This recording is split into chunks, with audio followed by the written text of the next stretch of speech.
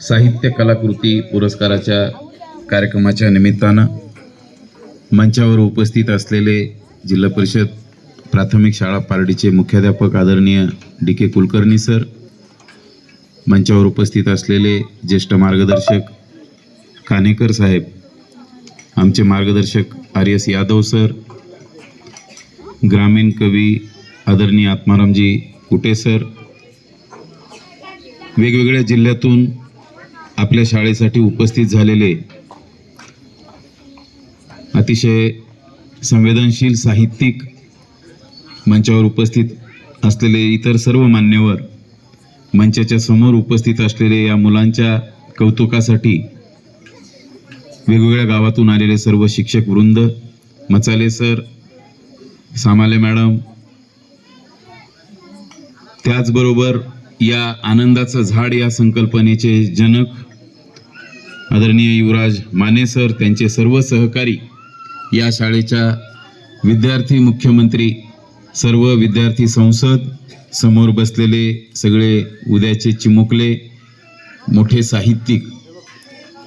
खरं तर हा कार्यक्रम माझ्यासाठी नेहमीच उत्सुकता असलेला कार्यक्रम आहे. कुतूहल माझ्याही मनात आहे की आनंदाचं झाड आणि जिल्हा परिषद प्राथमिक शाळा पारडी या ठिकाणी चालू असणारे जे काही साहित्य कलाकृतीचे उपक्रम आहेत, सर उपस्थिती जरी कमी असली आणि तुम्ही अतिशय दूरस्थ असलेल्या गावामध्ये जे संस्काराची बीजं पेरण्याची तुमच्या सर्व सहकाऱ्यांच्या मदतीनं तुम्ही जे उपक्रम राबवताय, मी मागच्या 7 ते 8 वर्षापासून तुमचा फॉलोवर आहे. तुमचं हे सगळं कर्तृत्व पाहिल्यानंतर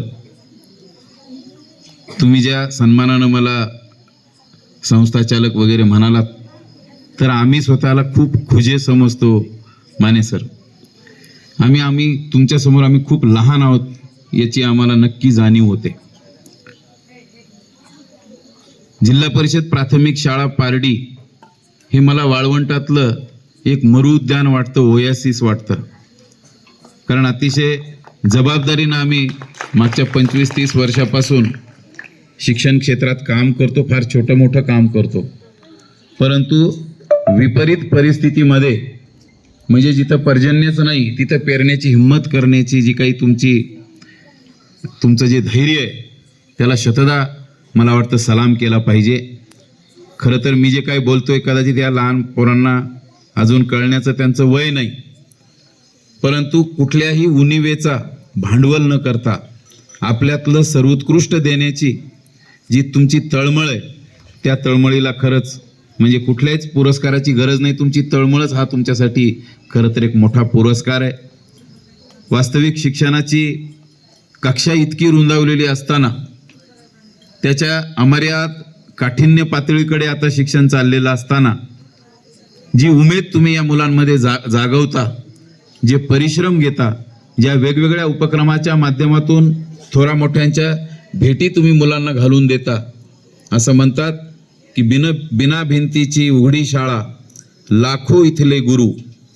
मला या गोष्टी प्रकर्षानं आपल्या प्रयत्नातून जाणवतात की तुम्ही मुलांना पुस्तकात अडकून ठेवलेलं नाही, तुम्ही मुलांना अभ्यासक्रमात अडकून ठेवलेलं नाही, तुम्ही मुलांना मार्कांमध्ये अडकून ठेवलेलं नाही, तर त्यांच्या पंखामध्ये इतकं प्रचंड बळ तुम्ही निर्माण केलंय की कुठल्याही ज्ञानाच्या कक्षेमध्ये विहार करताना ही मुलं भलेही आज थोडं तोडकं मोडकं बोलत असतील, मी तोडकं मोडकं तर म्हणतच नाही, कुठल्याही CBSE असो, इंटरनॅशनल सो कॉल्ड ज्या शाळा आहेत, ज्या भांडवलदार शाळा आहेत, या शाळांच्या मुलांच्या थोबाडीत मारेल अशा प्रकारची जी अस्खलित भाषेवरचं प्रभुत्व तुमच्या मुलांचं मी पाहतोय, तर मला अचंबित झाल्याचा इथं म्हणजे माझ्या मनामध्ये अचंबित होणारे भाव निर्माण होत आहेत.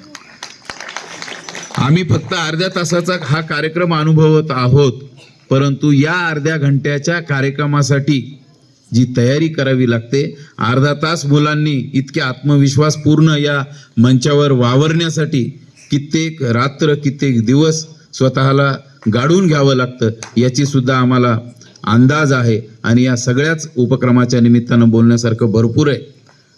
मी माझ्या वतीनं या शाळेच्या विद्यार्थ्यांसाठी, या शाळेसाठी, इथल्या सर्व शिक्षकांसाठी कदाचित मी फार मोठा माणूस नाही, परंतु आपल्या शैक्षणिक वाटचालीत जीही कुठली अडचण येईल ती विनासंकोच तुम्ही माझ्याकडे, कारण मला माहिती नाही नेमकी तुमची गरज काय आहे, परंतु तुम्हाला या मुलांच्या उत्थानासाठी, यांच्या प्रगतीसाठी कुठलंही शैक्षणिक साहित्य असो, शाळेच्या बांधकामाच्या निमित्तानं काही गरज असो,